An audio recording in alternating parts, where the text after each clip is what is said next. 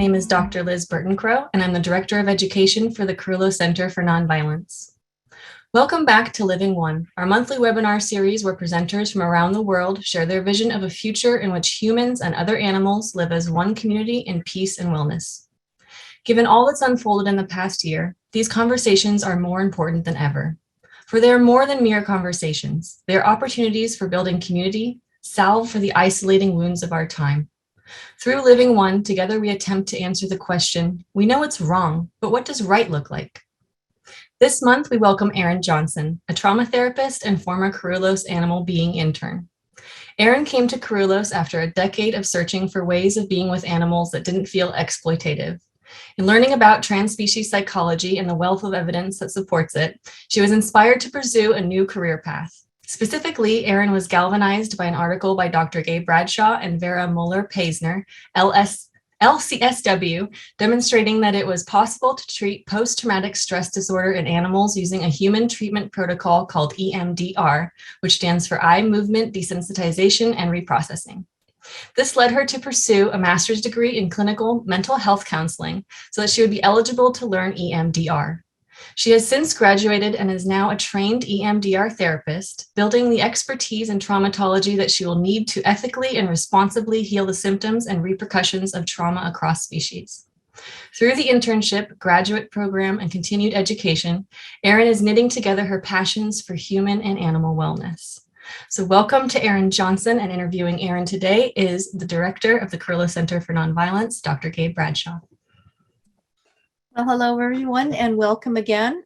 This is a particularly special, well, they're all special, but this one has a particularly special zing to it because Erin and I, as Liz mentioned, met many eons. It feels like many eons, but I think it's less many eons than really bounds and leaps, Erin, that you have been making over these past years.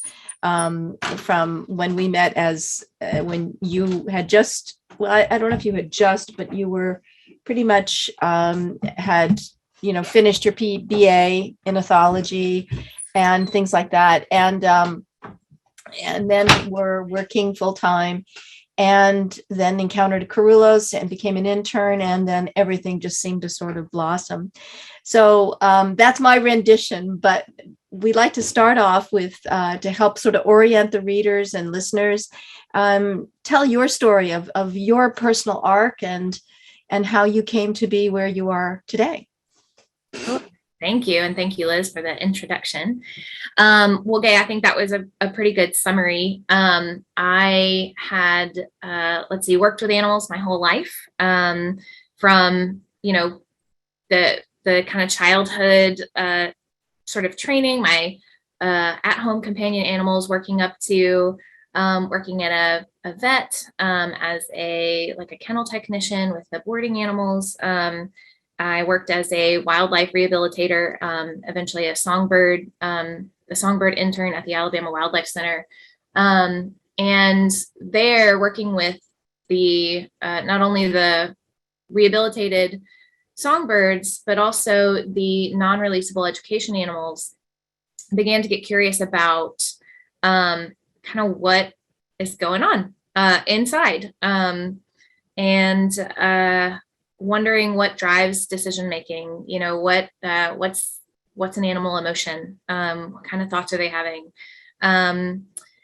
And then that really sparked an interest in animal behavior, essentially. So I got my undergraduate degree after some trial and error at Southwestern University.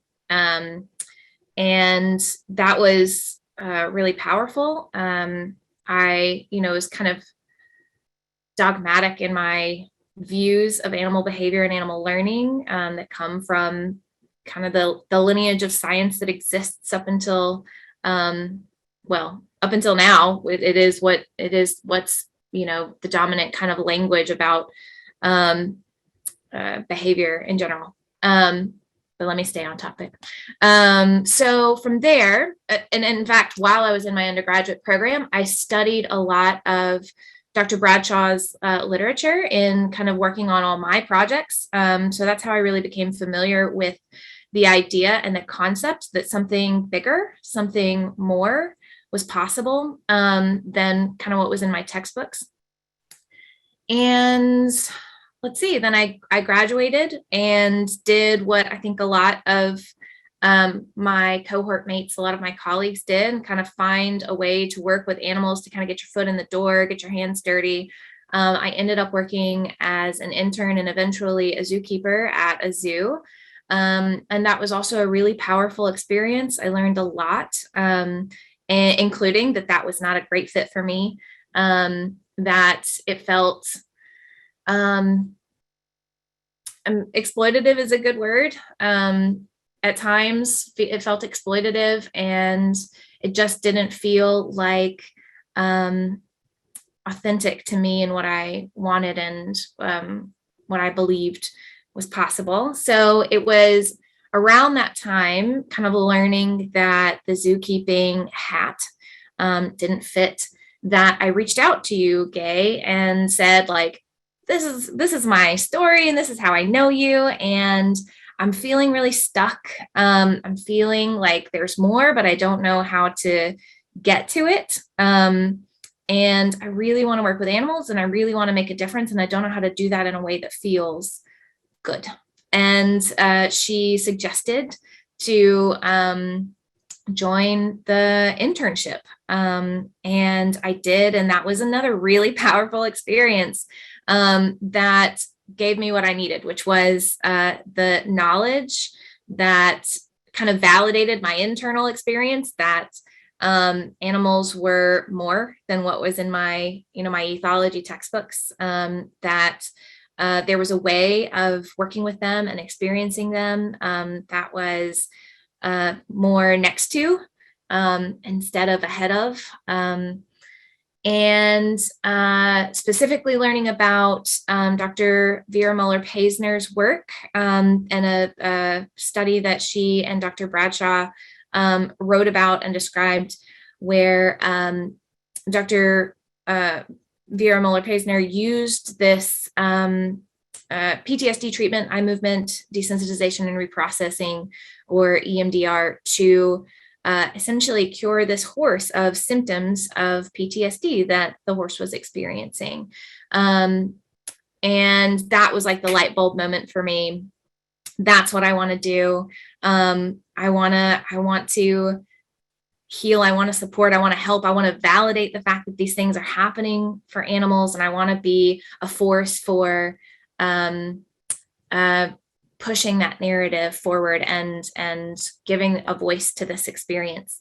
And that led me to getting my my graduate degree in mental health counseling. And with that came the added and wonderful bonus that the thoughts and the feelings and the passion that I had for humans and the lens that I viewed the world through could kind of come together with animals, which was another thing that I didn't really think was all that possible. Sometimes you end up in a camp, right? Animal people are often seen as like not people. And to be able to kind of bring these two parts of myself together in a way that felt really authentic and really holistic was really exciting. I often kind of refer to that, both my internship and my graduate experience, is kind of like I kind of had to kind of break myself down a little bit, kind of shake up the ways that I was viewing the world in this kind of dogmatic way, and in this kind of polarized way, and then kind of knit myself back together, which was really hard, but also really transformative and really powerful. And both of those experiences were essentially that. And from all of that, I was able to kind of become like the person that I wasn't really sure was possible to be, and to be able to practice and make work from all of these things that were really important to me. And that's really where I am now. I think I've got myself up. So I've graduated. I have my license, my associate license to practice counseling. I'm working in a nonprofit, 2 nonprofit organizations right now. And I have received my training in EMDR. So really fortunate to have been able to do that pretty early on, knowing like I had my blinders on, that was the way that I was going. So I prioritized that, and I'll move through the process of becoming certified in EMDR. So that's where I am, working as a counselor, as a therapist, using this EMDR protocol with people, kind of building my expertise. So yeah, that's great. I'm going to pull you back a little bit to, hydrate some moments you had referred to earlier. And certainly that had been in conversations that we had prior and during your internship with Kerulos. You referred to these tensions, that when you were in animal behavior and ethology, and it was really a passion for you. You really developed, you can correct me, but this is what I recall, is that you developed great respect and appreciation for faculty and the courses, et cetera. And yet at the same time, there was this internal tension. Can you expand a little bit on that in terms of what was going on? The reason I ask you is it's a common thread in its various guises for both students and non-students in terms of when they are pulled empathetically to work with the non-human world. There are these encounters with an internal and sometimes external pressures. Yeah. Oh, yes. And I'm there were so many moments like that. As I look back on it now, I think about just the dissonance that was created in really putting both feet in a world that acknowledged the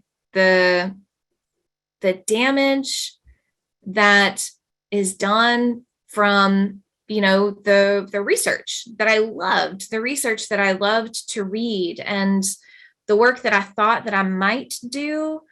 And like, my personal choices, my diet, and then like what that meant that I would need to do and how I would need to change. And even though I was already a person who was noticing that like these things don't really feel like they fit, the coming to the realization like, oh, this has such a huge implication on the way that my life is going to change. And that really freaked me out.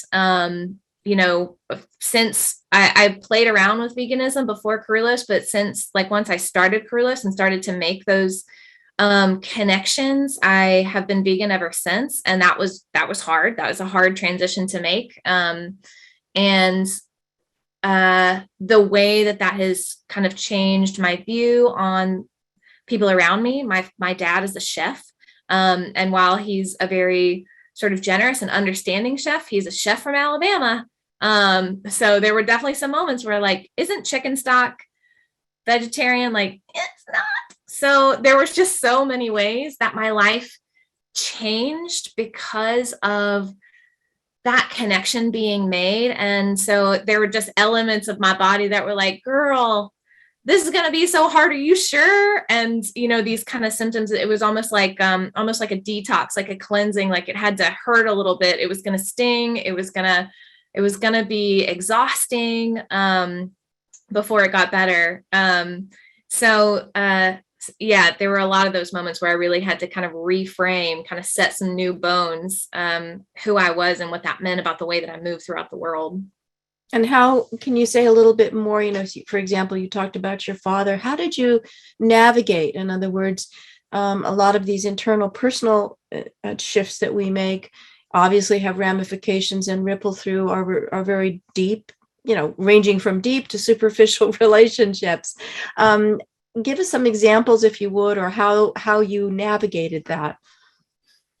Well, navigating that started when I was 9. They took me to a rodeo, and that's when I went vegetarian. And that, the rodeo had nothing to do with eating meat. I just saw animals in pain, and I was like, oh my gosh, like, my 9-year-old brain, my very sensitive animal loving 9-year-old brain confronted with these things just couldn't continue to partake in anything that was going to cause any pain. So that was like the moment where I really shifted things for my parents. I was already kind of a strange eater, so I would just eat lettuce as a snack. Like I didn't really like meat. I didn't eat like typical child things, so it was already hard for them. And then I threw this curveball, and they were really supportive. I mean, all things considered, they were really supportive, but there was definitely when your dad is a chef cooking meals for the family and you're going to show up and be like, I'm not going to eat that. There are definitely some conversations that need to be had. And I was 9, so I couldn't have those conversations. I just sort of stomped my feet and said like, not me. So I kind of there was like a breaking in period that happened before I was really able to kind of wrap my head around navigating it in any kind of way. And by the time I went vegan, both my sister and I had been vegetarian for a long time. And so my dad we sort of tired him out a good bit. So he was just sort of like, what next? But there have been a lot of conversations, not held very tactfully, because at some point, I was a teenager, kind of throwing it in their face about like, what's the deal with all these animals that we keep in our house that we love, and then all the animals that we put on our plate? Like, what's the difference here? I don't understand. And it doesn't make any sense. And of course there was tension created around the fact, like, Erin, we cook your food, we buy your food, like make a salad if you don't want to eat the steak that we've cooked. So, they've got some points there. And I did make my salads. But I was also like, having this early experience of like, this makes me really angry. It makes me really angry that you're isolating me for making a choice based on compassion, and the realization that like, I don't see the dogs or the cows as being all that different. My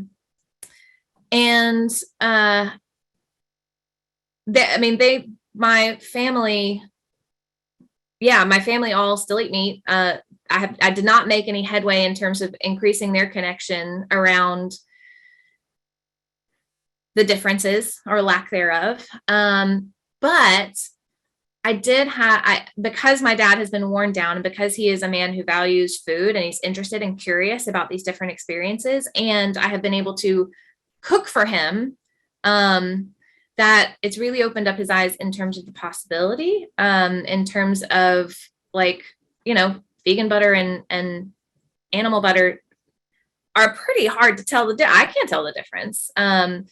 And so for him to kind of begin to learn like these alternatives don't change food. In fact, if you allow it to enrich your experience, that there's like new doors opening now.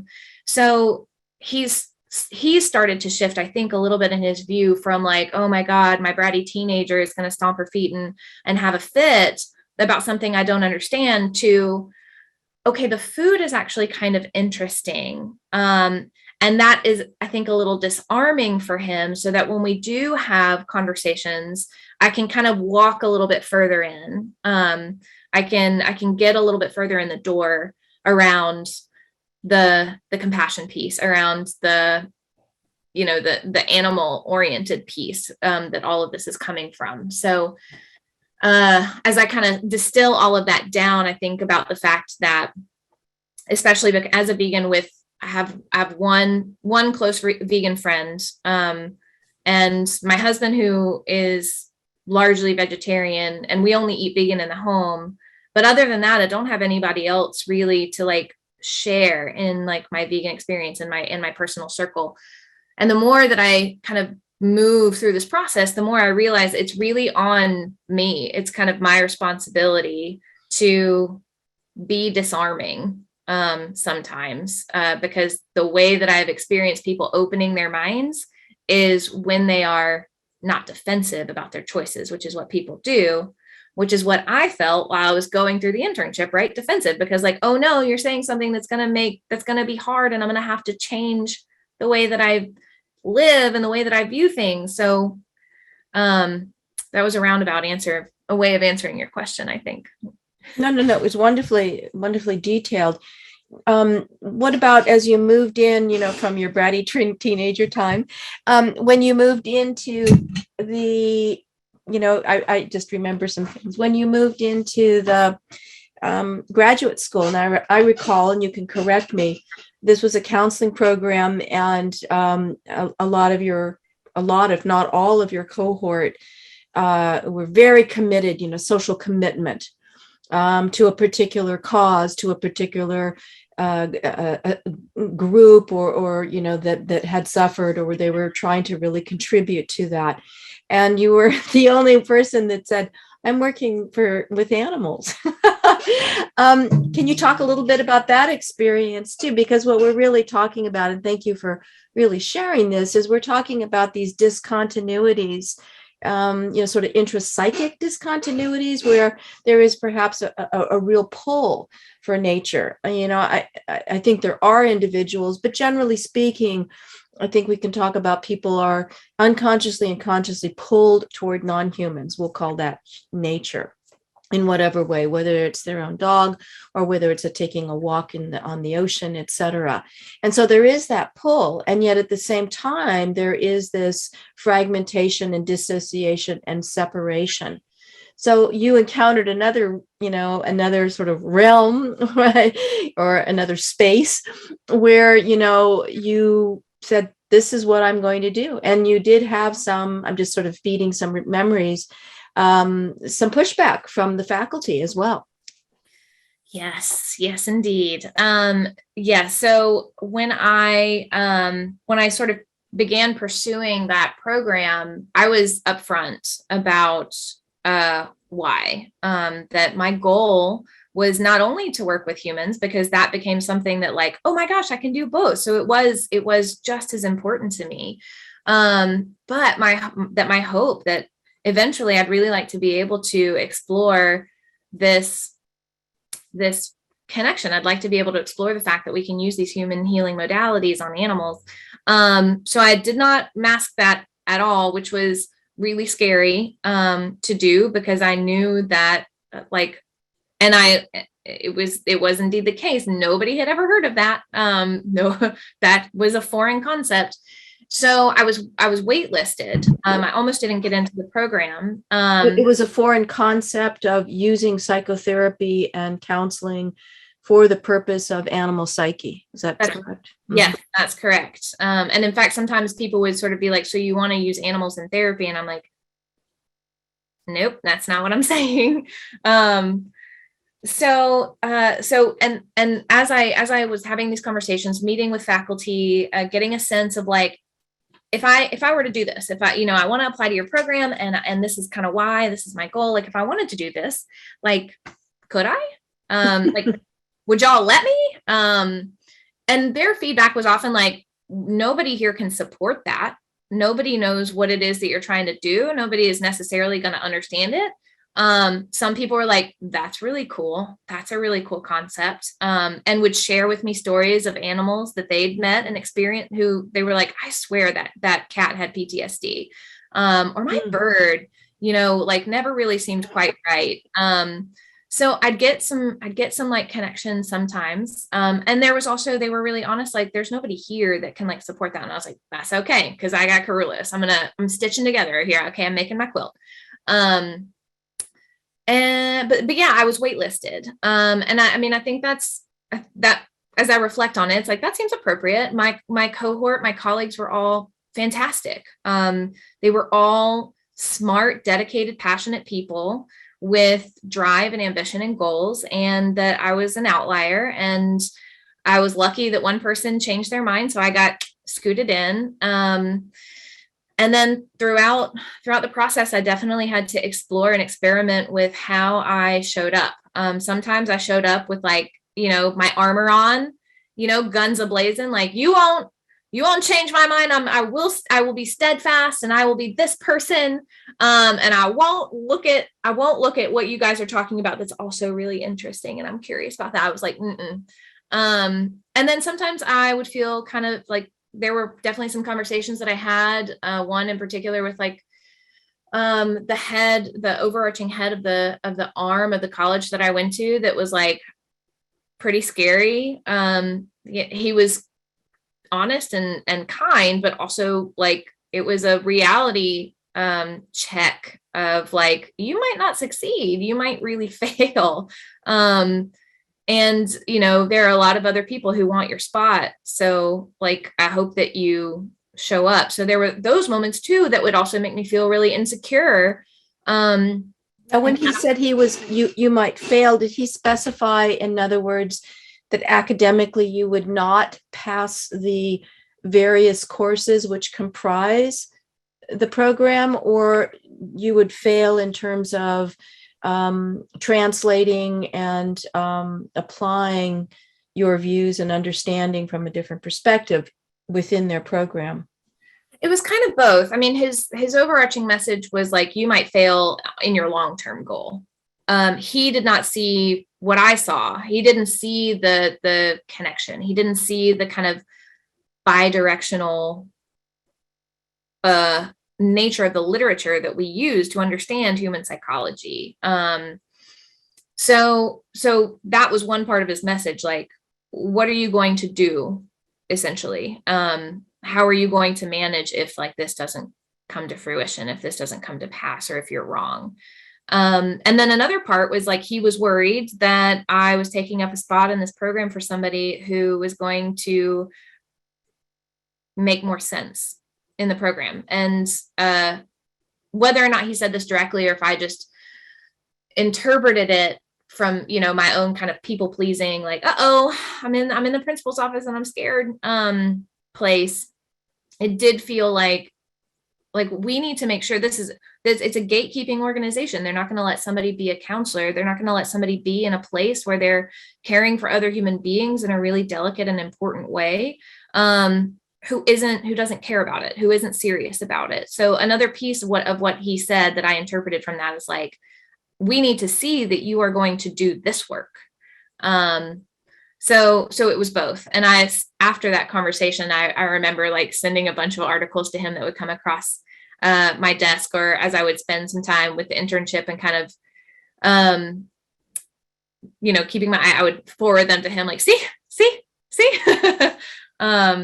So we really were encountering a form of human privilege in a very concrete way, where animals in nature are really seen as an elective.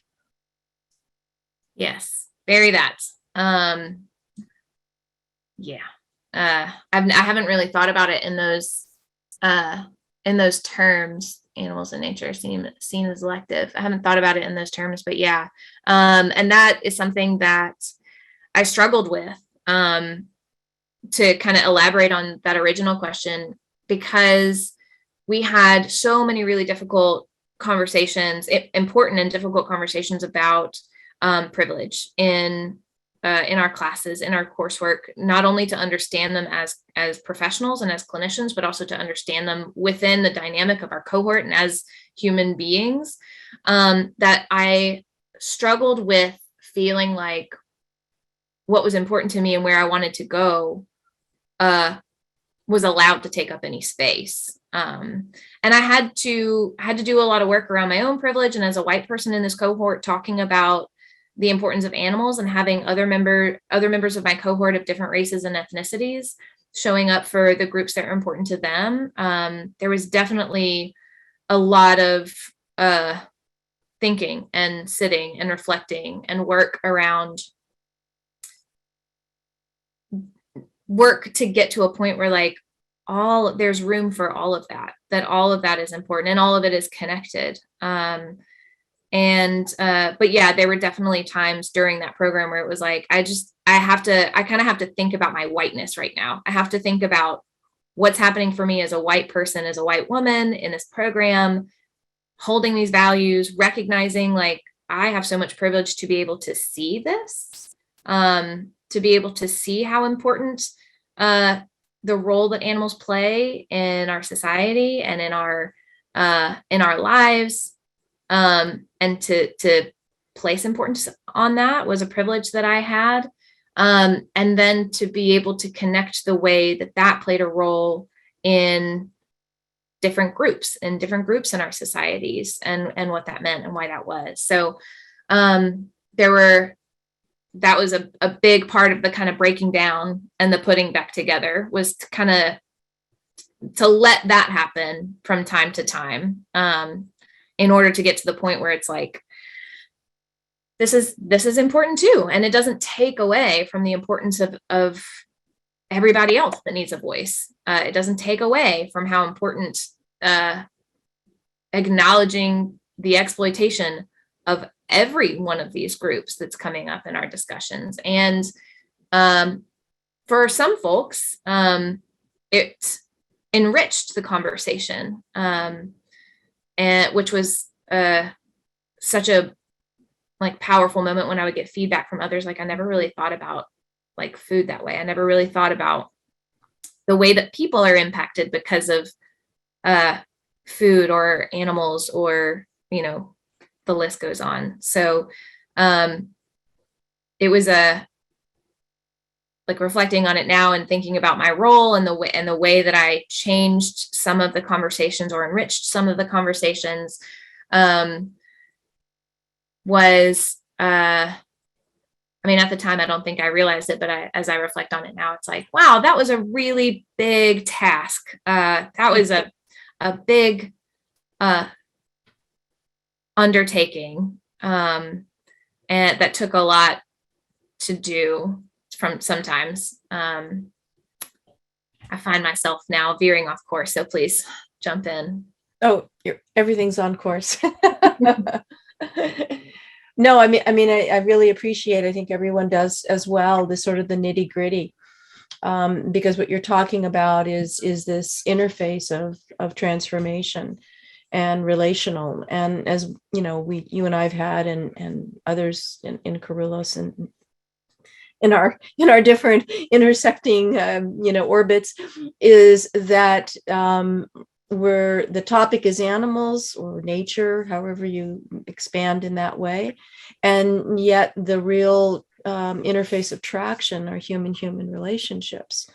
And that's really critical. And so how do we relate with each other when we are, how do we relate with each other when we no longer exclude animals as quote unquote, or unprivilege ourselves to have animals in the conversation, quote unquote, just as important or more important?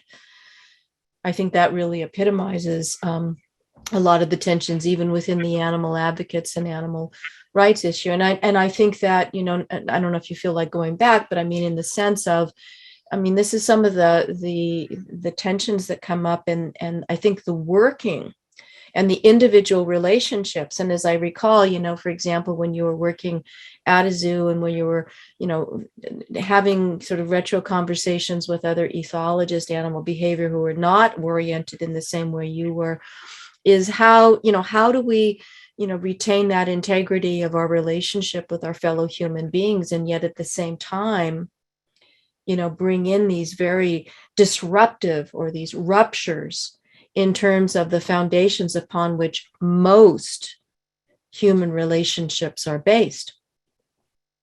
So, you're describing, specifics in terms of your own personal experience. And that's something that the term, like, both and, right? It doesn't have to be either or, it's both and to be able to acknowledge the way that this part of the conversation, talking about animals and like unprivileging yourself, this idea that like my ego or my pride or my insecurity, investment perhaps. Sure, yeah, it isn't more important than this conversation. It isn't more important than me bringing up what I see. It isn't more important than me bringing up the lives of animals who are exploited constantly in a way that is so parallel throughout our society and throughout our history. So why not bring it up? Allow it to be a part of the conversation, because it is an important puzzle piece that we're not talking about enough. And maybe sometimes we're not talking about it enough because people get really defensive when it comes up. And allow that to be the case, allow that to be part of the process, and have compassion for the person that's getting defensive, because I was a person who got defensive. I experienced that. I remember what that felt like.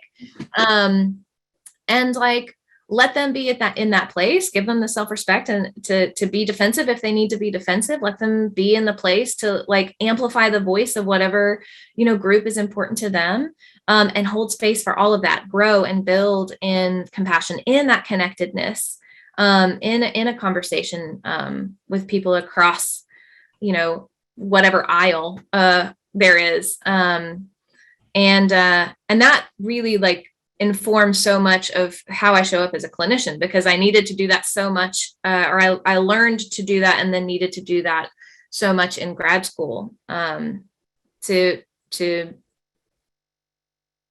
tolerate when I say something that people don't like, or tolerate the feeling that I might have, I don't know, brought up a topic that somebody might feel like I'm competing, tolerate that.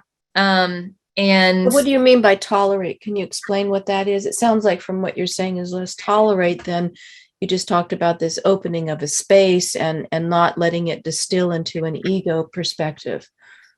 Yeah, essentially being able to feel, if I have a conversation about how important the animal experience is in our society, in our communities, and if the person or group that I'm talking with has some feedback like, all right, but what about Black Lives Matter? How can you talk about animals when people are dying in the streets? To tolerate the fact that in my gut, in my, in sort of my like white body where I experience fragility and privilege, my gut is to be like, oh, okay, yep, I did. Like I said something that I shouldn't have said, and like, where's that coming from and what's happening? Rather than to retreat from the conversation because of those feelings, I try to allow myself to feel those feelings. They don't feel great. They do suck, but I'm not expanding the conversation if I run away from it. If I don't allow myself to receive any feedback. And so that when I say tolerate, that's kind of a lot of what I'm talking about is like, it's a paradigm shift, right? Like where I experienced a paradigm shift throughout my experience as an intern and then as a grad student. And when I bring up this part of the conversation, I am providing an opportunity for another person to experience a paradigm shift, and that's not easy. And they're allowed to have a hard time with that, or they're allowed to get defensive, and they're also allowed to stand up for what's important to them, doing the same thing. And if I can tolerate that a little better, if I can allow those feelings to be present without dictating a retreat, then we create a space where so much more is possible, where there's so much more room for compassion, not just for the groups that we're standing up for, but also for each other, to be so respectful of each other's feelings in this conversation, how hard it is.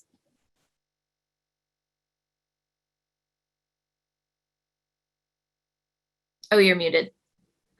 The prime wonderful state here that I think I'm telling all these wonderful things and I'm muted. Now, this is not a dog leg. It's really integral because it was a catalyst for you.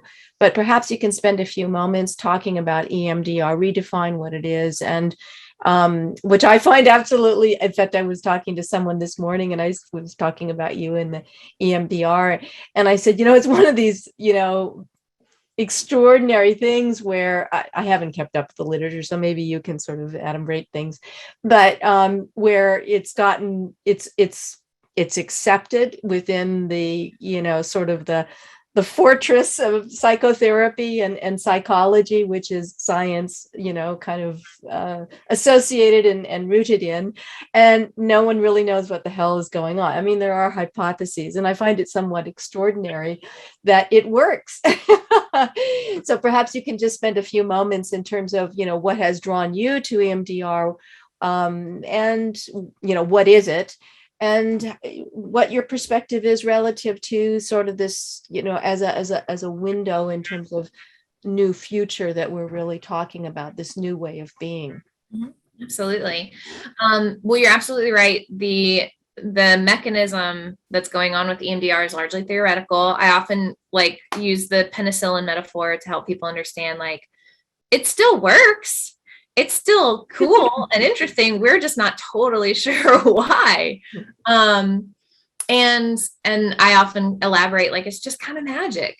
There's something magical about what's going on. And if you want to know the nitty gritty, I will go down that rabbit hole. But if not, let it be magic and let's have fun with that. So EMDR, for anybody who isn't familiar, is a protocol that originally it used eye movement, left, right eye movement, in order to help process and reframe and reorient the mind to traumatic or difficult experiences, memories. For example, for me, I had one experience with a therapist eons ago, and all she did was follow my finger. And my experience, it was not a traumatic experience that we were working on, but it was an extraordinary glimpse into what you just call this reframing. So. Mm-hmm. Yes, it is kind of previously referred to as the finger wagging therapy before it was, established as something, real. The field of, academics, pushing up their glasses and knowing what was right was it's the finger wagging therapy. And now it's lauded, and the WHO has backed it up, and, various powers that be are now saying this is a empirically supported method to reduce and resolve symptoms of PTSD, and others, right? It's now across the spectrum of stuff that we deal with as humans, and animals. So let's see. It was brought into the academic stratosphere in the 80s, but it's actually not. It's a long processed method. In fact, I like to orient my clients to the fact that this is something that animals do. All we're doing is creating a left and right sensation in our bodies, whether we're rocking ourselves, rocking a baby. It is even when we walk, even walking is a way that we create this left and right experience that kind of turns on the neurons in our brain that allows us to kind of open up the lanes of traffic so that we can do a little more work around whatever it is that we're thinking about. So, and we see this in the animal kingdom, and even in my training, and this is, one of those double-edged swords, that in my training, which was fantastic. I loved the people that I trained with. I talked about the fact that I wanted to use EMDR on animals, and they were all cool, tell us more about that. But I think we all probably have experienced this, that it's real when you're in some sort of scientific training or in some sort of orientation or whatever, and they're and this happens in animals, and that's a way that they use to kind of validate the experience. And I think we all are familiar with the way that that's a double-edged sword of so animals make it more real because they're like us. But I won't go down that pathway because I'm providing you with some of my elevator pitch of EMDR. So it's a well-practiced modality that does essentially turn on neurons in our brain. Like I said, it kind of opens up lanes of traffic. When we use it to kind of pinpoint traumatic memories or traumatic experiences, it moves pieces of our memory. If you got into a car accident, you would have pieces of that memory stored in places of your brain that just aren't quite right. And when we engage in this bilateral, this left and right stimulus, whatever it is, it brings those kind of pieces of that memory up and out of where they've been stored improperly, so that you can then kind of reevaluate. You can look at the memory from a little bit of a place of distance to be able to kind of see and understand what happened, and you make a new meaning. So there is like a cognitive shift, a cognitive reframing that occurs, so that if you got into that car accident and the meaning that you made from that experience was like driving in cars is unsafe, you're able to kind of reprocess and reframe, make a different kind of meaning that comes from a place of a different kind of understanding, rather than a trauma understanding, which is important and valid. You make a different understanding so that you're able to kind of scaffold that back in a way that maybe makes more sense to who you are post experience.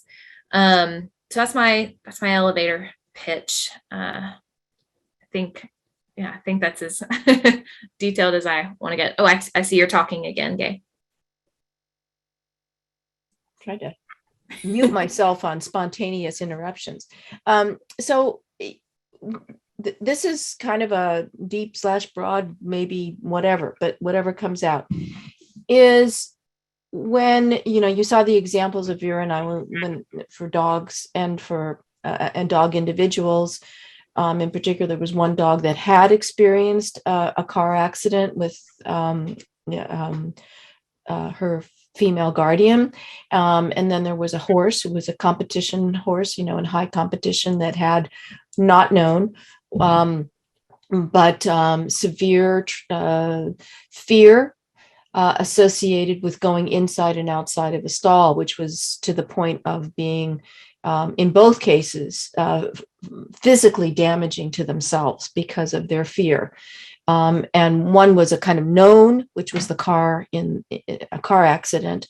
And the other one was an inferred an experience where the horse had somehow experienced, as I recall, something that associated with this incredible fear. Now, you might want to just make a comment about PTSD, what that psychologically brings up. So is there a difference in so far, in terms of your own experience and your insights and where you're going? Is there a difference in terms of a person who has experienced severe trauma, PTSD, if a formal diagnosis? It doesn't have to be, just to be severe trauma. Is there a difference, do you think, in terms of the before-after EMDR, positive treatment, with an animal and with a human? Again, these are generalities when we know there's specificity, which is absolutely critical. So for example, in my case, it was, and mine was non-traumatic, but it was really significant because it really reframed things for me. It just sort of kind of like, I also did Rolfing one time and it was like, wow, I couldn't write. And all of a sudden the next day I wrote 20 pages. So there was an internal shifting, I'll call it neuropsychological, neurophysiological shifting and orientation. Now that was bringing me back, I'll just say my own experience, that was bringing me back to a kind of centeredness of self, lack of a better term. Do you see a difference, or do you anticipate a difference, or what are your reflections on in terms of what that return to is for an animal and or for a human? Are they different? Oh, good question. So I have not practiced EMDR on an animal at this stage. I toyed around with it with my dog, just kind of tapping her on her feet because she was really scared of a car. And I just toyed around with it just because it was like, I just wonder if anything would happen. And of course it didn't, because I didn't know what I was doing. It didn't hurt anything. She was, she was being pet essentially. But I know from the papers that you're referring to, from the studies that you're referring to, that, it's essentially for those two animals, an elimination of fear and a return to, is that what I want to say? Just a return to the ability to make that choice, to choose to go in and out of the stall, to be able to choose to get in and out of a car, without that intensive fear.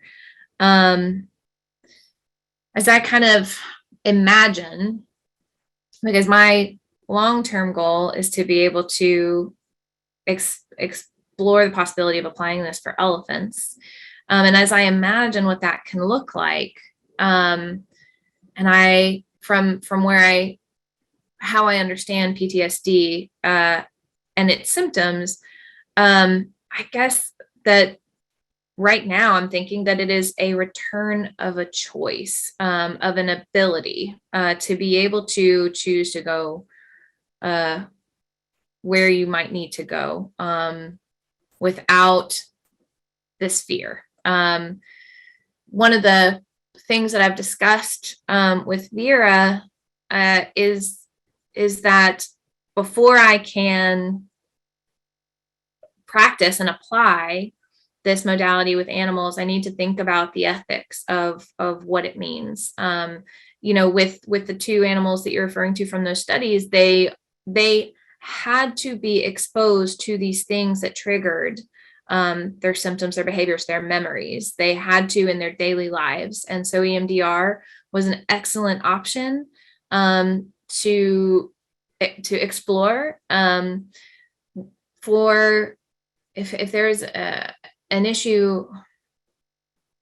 I'm reorienting myself.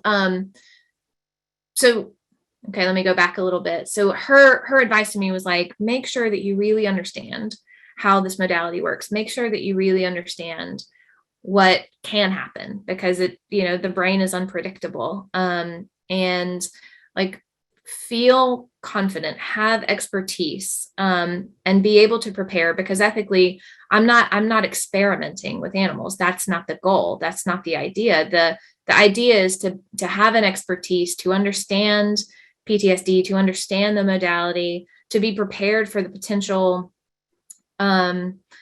outcomes, both good and bad, and to do that with care and thoughtfulness and with the respect that it deserves. So any kind of reflections I have on how this could return, or what could change for an animal, how it could kind of make their lives different, are theoretical. But my in a scenario where this is an ethical choice, where an animal is being confronted with something that's triggering them on a regular basis. So you're not just doing this just because, like, if there's another alternative, that may be the more ethical alternative. But if it's in, like, the case with this dog who needed to be able to get in the car, and the horse that needed to go in and out of the stall, you are giving them back their view, their understanding of the world before something bad happened to them. And that seems like an oversimplification, because who's to say you're not giving them an expanded view of the world, that like bad things can happen and we can be okay, which is a lot of times what comes out of EMDR with somebody who's experienced a trauma, is like, bad things happen. They will happen. They do happen. And I can survive that. And I can maybe trust the people around me. I can trust myself. So for example, how does this differ? I didn't mean to interrupt you, but you did breathe. I did. I was thinking, so it was a good time to jump in. What I mean is that how does this differ when you're working with a human patient? Now, of course, there are these formal mechanisms called consent, where they actually fill out a form and gives consent. However, that being done, which has its real method as well as legal and ethical and APA, But what is the preparation that you do? In other words, you're doing a lot of preparation in terms of making an evaluation, what and if a particular approach and treatment is appropriate for that individual. And implicit within that, there is a quote unquote risk that you're going to push the wrong button. I'm just being it in the vernacular, or that this is going to throw them back into the traumatic situation. That's a big, biggie for any kind of clinician. is, this is kind of this danger zone. How does one approach the trauma? So in a sense, approaching the trauma, my therapist, this is again back in the Pleistocene. Actually, it wasn't her. It was actually it was a Jungian analyst during my PhD at Pacifica. We were required to have a therapist of some sort. So I chose an analyst because I wanted to have what's Jungian analysis, which was the core. And he said, is very practiced and everything like that. And he said, with some individuals, there are doors you just don't go open. You just don't open certain doors, which is an interesting thing. These are philosophical kind of stuff. So that being said, wouldn't that be the kind I'm anticipating, that there is this sort of prelude of relational building, the whole concept of the safe container being part of the relational quality, et cetera, that you establish. That is something that would be built in before you go down there with tapping and say, I'm going to, fix you with EMDR. Isn't that correct? Absolutely. There is plenty of preparation that goes on, plenty of assessment and thought that goes into how appropriate EMDR is for a human clients. And animals don't have the privilege of being able to give a clinician that information, to be able to reinforce for a clinician, like, I think I have all the coping skills that I need so that if anything were to come up after our session, I would be totally fine. Which is why I think, or at least definitely part of why Vera's kind of caution was like, you need to make sure you really understand the modality as it is with people who can speak to you, before kind of considering or building a framework around how you would apply this.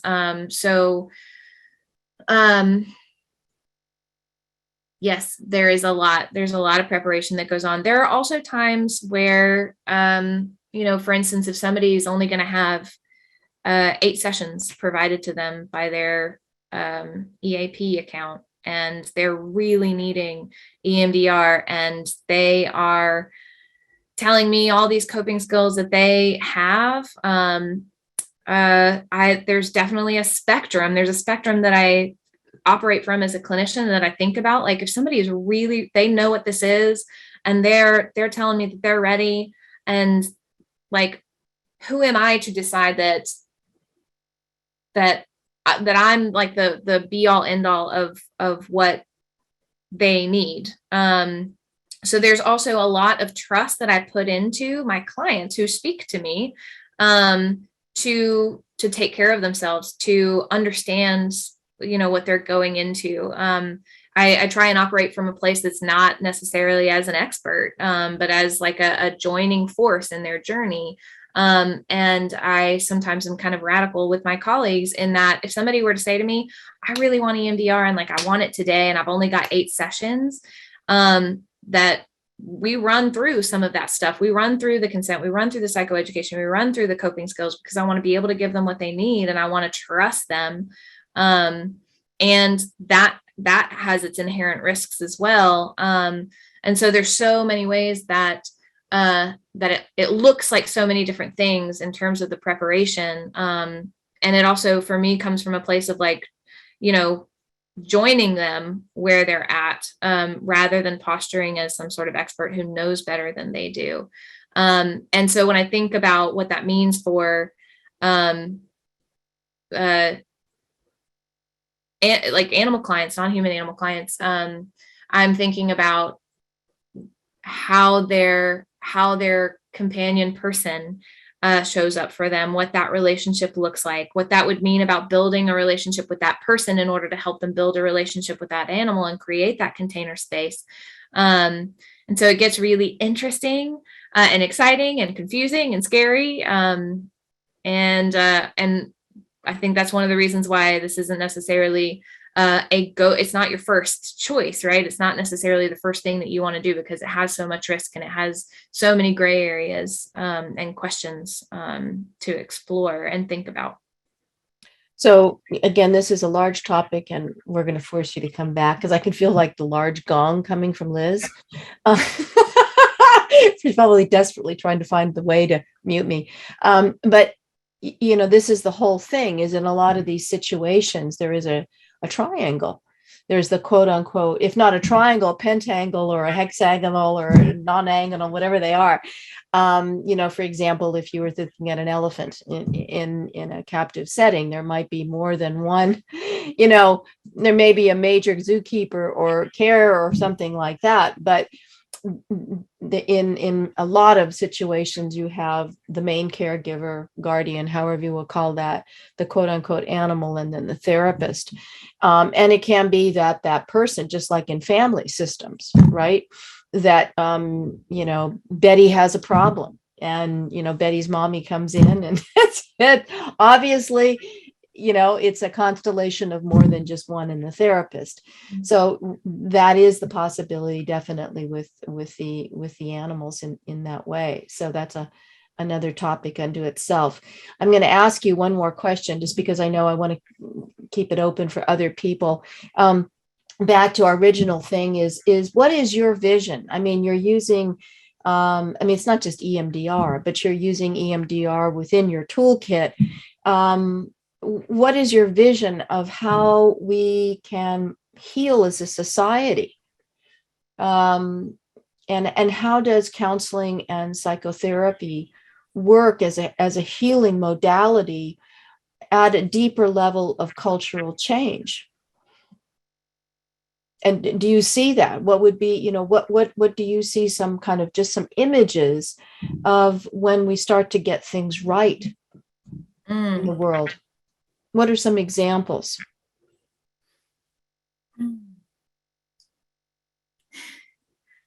In 30 seconds or less. Literally in my brain, I was like, oh man.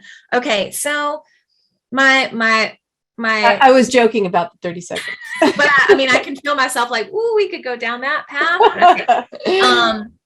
So my initial inclination is like, to go back to that place of broadening the tolerance that we can feel for our own discomfort around these challenging conversations, and the way that builds connection, and just like creating that conversation.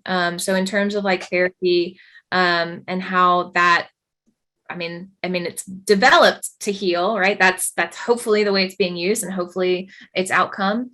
But I think being able to, for everybody to kind of increase their tolerance, their compassion for others. I use a lot of systems language in my practice to help folks understand, how they show up as an individual because of the ways that the system has influenced them. And I use a lot of, evolution as a part of that system to help folks understand how their bodies are showing up. And so for me, it's about that conversation, because I want to make a SMART goal here, right? I want something attainable. And the thing that feels good to me is like, can we talk about it? Can we just talk about it and grow the space? Because there's plenty of room. Can we grow the space, not only for ourselves to feel the way we feel and to show up how we show up, but for the things that are important to us, and to be able to connect that way, with other people who we think see very differently from us, but maybe they don't see all that differently from us. That feels like a good answer before we'll hand it over to Liz now and the group. Thank you so much, Erin. Thank you. Thank you. Thank you. That was wonderful. I'm sure we have a few questions from the audience. So while folks are coming up with those, I just wanted to do a quick plug that we do have these Living One webinars the first Sunday of every month. So if you would please join us again, we would really love having you. So if folks have questions that they would like, feel free to unmute yourselves, or if you prefer for me to read your questions out loud for you, then you can go ahead and put those in the chat box.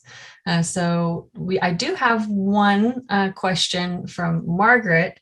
Did you want to ask that yourself, or would you prefer that I read that for you? Okay. I will go ahead and I'll ask her question. So it looks like it's about EMDR, and her question is, how could this theoretically be applied to elephants when their eyes are so far apart? Great question, Margaret. So EMDR allows for bilateral stimuli to be applied in lots of different ways. Initially, it was just eye movements, but it can also be tones in the ears. What I've been doing virtually is having people kind of tap themselves. Essentially, an animal that won't necessarily be, they won't be directed to do that. Theoretically, in my brain, the way that I'm conceptualizing this at my stage of kind of development and thought is to tap into the sensitive feet that elephants have. So theoretically, if this were ever to come up in an ethical way, I imagine having like maybe some sort of padding under their feet, because they have such sensitive feet. They get a lot of information through their feet. The tappers that are often used that folks will hold in their hands sometimes have been retrofitted to be like attached to an animal. So that's also a potential option, although elephants, very, very thick skins. So I don't know, ears maybe. So there are definitely ways to kind of work it in to make it work. Yeah, thank you. And for the reminder that there are more senses than just sight, because I think sometimes we're a little bit biased in that direction, just as human animals. So I thank you for that. Okay, it looks like Robert has a question. I have to say that a colleague of mine said, what do you do with rabbits? You use a carrot? Ha ha ha ha. Gives new meaning to the carrot and the stick approach, right? So Robert, did you have a question? Yes, can you hear me? You can. Okay, I'd fired off an email earlier to Gay and Erin, but my question early on in the lecture, I heard particularly the vegan aspect that Erin seemed to be saying that she had tried to or explain or made an attempt maybe to convert her dad to vegan diet. And Gay and I have been communicating about, and Gay is going to be giving a lecture here in Olympia to our medical society. But anyway, I was very interested in interspecies communication. And my question to Erin is, if she was able to communicate fully with orcas, what would she say to them about their eating? And again, these would be the transients and actually the fish eaters too, of course.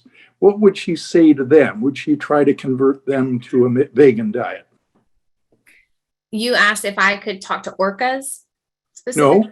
No, not specifically. I'm just maybe projecting if you could, because I had the feeling that you would like to convert people to vegan diet to save animals' lives, which I understand. But then, when we look at all the other species, I think there was mention of a blue heron spearing fish. True vegans don't eat any animals, but in the animal kingdom, not only humans, but a variety of others, lions, tigers, and everyone. So would you want to, in a perfect world, convert everyone to vegan? By the way, Bob, you might want to just elucidate when you mentioned the couple of orca cultures.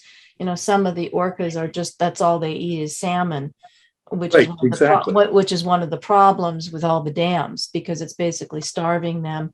And then there are other cultures of orcas that live side by side that have a very eclectic diet. Anyways, just to comment. Yes. On that. Yeah. Those are I didn't want to. Yeah, exactly. But we're talking about the transients and the ones that live locally here in the Pacific Northwest, that are the salmon eaters. But they're both consuming. They're not vegetarian eaters. So that was my question. I just had again, because if you're believing that humans shouldn't eat meat or animal products, then what about the rest of the animal kingdom? Yeah. Okay. Gotcha. Thank you for elaborating, and good question. So just to clarify, I could never convince my dad to go vegan. It's really not. At some point it was like the hill that I was dying on was like, everybody needs to go vegan. And I have, that's become a more nuanced conversation where I don't really take it upon myself to try to change anyone's minds. I think as you talk about animals and their cultures of eating, humans have cultures of eating, and it's not really the space that I occupy or the person that I am to attempt to make it my goal specifically to change how people eat. I will definitely argue that even within these cultural kind of eating habits and cultural values, that like, yeah, as a person who values animals' lives, that is my driving force. That doesn't feel great to me. It's not that I like it, but I respect that other people are going to make their choices, and it's not my work to necessarily change somebody else's eating habits. If in connection, and if in communication, and if in growing that space, they might be influenced one way or another, that's a wonderful, beautiful bonus. But I try not to put it in my brain that I would want to change anyone else. And so if I were to be able to talk to an orca, I would probably say something along the lines of like, avoid eating the seals because they're packed full of mercury. Maybe take yourself in another direction. And I think too, there's so much to be said about the way that people have exploited nature, exploited the environment and the agricultural system, so that for animals eating other animals, especially higher up the food chain, like they're damaging themselves, and we're damaging them because of the way that we've kind of used our environment. I think that's a place where I try and grow my tolerance. And I haven't really had a choice because I'm surrounded by meat eaters or dairy eaters. But working to be able to tolerate the discomfort that I feel because others that I care about are eating in a way that I don't, allows me to be more connected with them. And I think I'd be really privileged to sit at a dinner table with some orcas while they snacked on their salmon, to be a part of their culture. Yeah. Yeah. Thank you. Thank you very much. Thank you for your question. Did we have any other questions for Erin?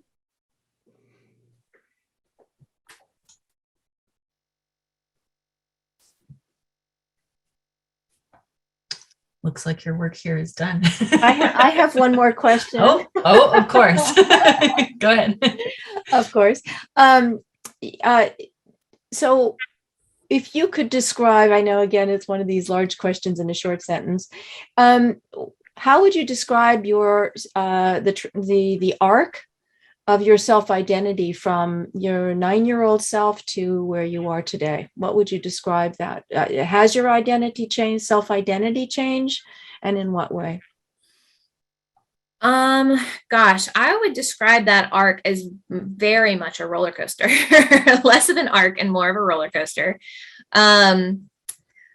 I think my identity has changed in the sense that I have learned the core elements of that 9-year-old, what those core elements were, and that I have aligned myself with them. So that 9-year-old was not able to tolerate the pain that she was seeing animals go through, and made a choice to not contribute to anything that would cause pain. That's a challenging reality it's a challenging value to abide by in our society, in our reality. And I have aligned myself more and more fully with it, and it has enriched my life. In a lot of ways, it's, percolated and spread across all the ways that I exist. So I think that it's maybe less about change, like how I've changed, and more how I've kind of concentrated. that I am more fully the parts of her that were there, like almost innately, not almost, but innately there, that I've just kind of like grabbed onto those and let the other stuff kind of fall away. And yeah, let that kind of billow in a roller coaster fashion. Not linearly. With a seatbelt. Yes. Well, thank you so. Thank you. Thanks everyone for tuning in and listening. Thanks for the great questions. Looks like we have one more. Wonderful. Lauren, did you have a question? Hi. I had a comment, first of all. Thank you so much for your story of how you got to Kerulos and the work that you're doing. Sorry, I'm getting over a cold. Because I'm in a similar situation. I'm at a graduate program. My last semester, learning how to be an art therapist counselor. And I also work with animals. I'm a veterinary technician. And so I'm going through these same things that you described. And like your story is just so inspiring to me, because I see it, somebody else has done it and it is possible, despite all the challenges. And then my question was, with EMDR, I don't have a very good understanding of it, but I believe that as you do the bilateral stimulation, however you do that, you're also bringing forth an image or remembering the traumatic experience. So with animals, how would you do that? Like, I don't know. Yes, great question. So definitely can't direct an animal to be able to do that at this stage of my understanding or, life technology. So the way that it was done in the papers, in the studies that Gay and I have referenced, was that the trigger was something that was present in their daily life, so that trigger was presented to them in a way. So for the horse going in and out of the stall, it needed to do that every day. So they literally did work around approaching and going through the stall, kind of doing EMDR along the way. So mimicking the best that they could in a more practical way and less kind of guided imagery way. So that's how I envision it would really need to be, is that if you are noticing, observing an animal being triggered around an object, a space, a person, an event, that perhaps you approach that and address that in as therapeutic a way and in as controlled a way as you can. The caveat to that is, of course, you don't do that if you don't have to, right? Because doing that is inherently traumatizing and has a lot of risks. And then it's not necessarily something that you want to use as a way to help an animal tolerate something that it shouldn't be tolerating, like, a party. When I think about, my experience at the zoo, they held events close to certain sensitive animals. So it's not necessarily something you'd want to I really want my animal to be able to go to the wedding, but they hate music. So hopefully that answered your question, with also a couple caveats of how this could be used for less good. Just as a segue, because you both brushed on that the EMDR approach is not exposure therapy, which has been pretty much disabused by the psychological community for ethical reasons. Yes. Yeah, I appreciate you saying that. Yeah. It's not meant to help anybody to tolerate something that if they don't necessarily need to tolerate it or shouldn't be tolerating it. And there is an element of exposure to EMDR as there was with the two studies, and as I imagine there would be, but it would be the sort, a situation that essentially is necessary. So if it's necessary for the animal's well-being and daily life, then kind of take that situation and go through the process in order to kind of reduce the fear, the symptoms, etc. Yeah, it sounds like you're describing a situation where they would be exposed anyway. So how do we make it less traumatic, essentially, to be exposed to the situation? And it looks like Lillian added a comment in the chat. And she said that she's wondering if using a surrogate to work with an animal would also be another alternative. So that was an interesting thought. Yeah, that is it. Thank you for that comment. Yeah. Wonderful. Well, plenty of food for thought. I don't see any more questions. So again, thank you so much, Erin, for taking time out of your weekend. Thank you everyone else for being here. I know time is precious, so we really do appreciate you joining us, and we very much hope to see you again. So have a great rest of your weekend, everyone, and thank you. Thanks all. Thank you so much.